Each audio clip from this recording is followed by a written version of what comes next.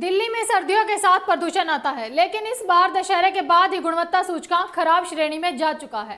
सारा साल हाथ पर हाथ रखे बैठी रहती है दिल्ली सरकार, लेकिन जैसे ही सर्दियां शुरू होती हैं, दिल्ली को प्रदूषण से बचाने का नाटक करने लगती है।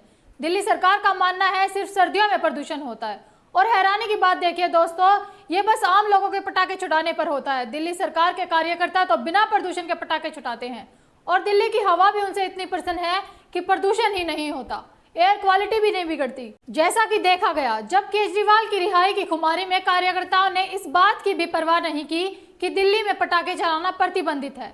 ऐसे में दिल्ली पुलिस ने आतिशबाजी करने वाले आप कार्यकर्ताओं के खिलाफ FIR दर्ज की, लेकिन सवाल उठता है कि उन FIR पर क्या कार्रवाई हुई। नमस्कार दोस्तों, मैं संजना आपके साथ, और आप देख रहे हैं जनता की आवाज। सर्दी नजदीक आते ही दिल्ली NCR की हवा में प्रदूषण का स्तर बढ़ गया है।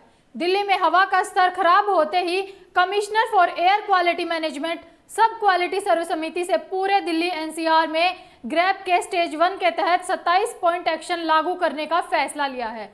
यह एक्शन प्लान मंगलवार 15 अक्टूबर से लागू होंगे। अब अगर दिल्ली सरकार से पूछा जाए कि पूरा साल प्रदूषण कंट्रोल करने के लिए उन्होंने क्या कदम उठाए, तो उनके पास जवाब नहीं होगा। ये सिर्फ इस साल की बात नहीं, हर साल सर्दियों में प्रदूषण स्तर बढ़ता है और दिल्ली में सांस लेना मुश्किल हो जाता है।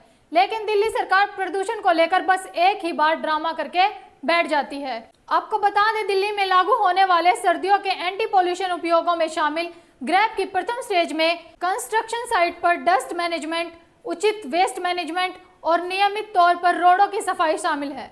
इसके अलावा ग्रैप की पहली स्टेज में प्रदूषण फैलाने वाले वाहनों पर सख्त रोक, बेहतर ट्रैफिक मैनेजमेंट और उद्योग, बिजली संयंत्रों तथा ईंट भट्टों पर उत्सर्जन नियंत्रण को अनिवार्य करता है।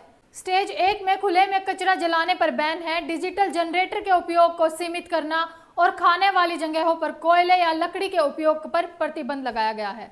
अब इन पाबंदियों से सबसे ज्यादा नुकसान उन लोगों को होगा जो रोज कमाकर खाने वाले हैं, जो लोग खाने का ठेला लगाते हैं और तंदूर आदि का प्रयोग करते हैं।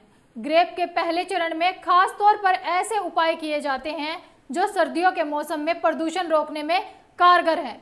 इनमें निर्माण स्थलों पर धूल खत्म करने के लिए पानी का छिड़काव, सड़कों की नियमित सफाई, BS3 पेट्रोल और BS4 डीजल वाहनों की सख्त जांच, बेहतर यातायात प्रबंधन के साथ ही उद्योग, बिजली संयंत्रों और ईंट भट्टा, हॉट मिक्स प्लांट से उत्सर्जन को नियंत्रित करना शामिल है।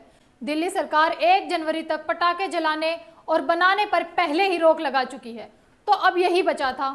दिल्ली में प्रदूषण और बाढ़ को नियंत्रित करने में विफल रहे भ्रष्ट और कामचोर अधिकारियों और नेताओं से प्राकृतिक बारिश को संभाला नहीं जा रहा और कृत्रिम बारिश कराने की बात कर रहे हैं। डस्ट पोल्यूशन को, व्हीकल पोल्यूशन को, बायोमास बर्निंग के पोल्यूशन को कंट्रोल करने में बारिश का एक अहम रोल है। इसलिए हम लोग इस निष्कर्ष पे निकले हैं कि खास तौर से दिवाली के बाद इस पोल्यूशन को कम करने के लिए कृत्रिम वर्षा एक कारगर उपाय हो सकती है। भ्रष्ट और कामचोर अधिकारियों और नेता दिल्ली वासी के पैसों पर एयर कंडीशनर घरों में एयर क्वालिटी लगाकर मौज मस्ती करते हैं, जबकि आम गरीब जनता प्रदूषित हवा में सांस लेने के लिए मजबूर होती है।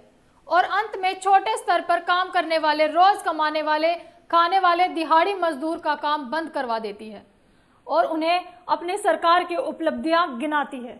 अब ढोंग के मामले में तो दिल्ली सरकार पहले से ही अव्वल है, इसलिए सभी हथियार अपनाए गए।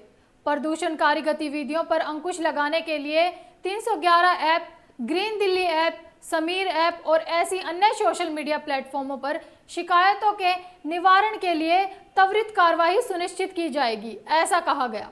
और वहीं आयोग स्थिति पर बारीकी से नजर भी रखेगी। जब प्रदूषण इतना बढ़ चुका है, उस समय ये फैसले लेने से अच्छा पहले ही ले लिए जाते तो शायद स्थिति इतनी खराब न होती। दोस्तों, आपकी इस खबर को लेकर क्या राय है? क्या दिल्ली सरकार में प्रदूषण को नियंत्रित करने में विफल रही है या ये दिल्ली वालों की कमी है?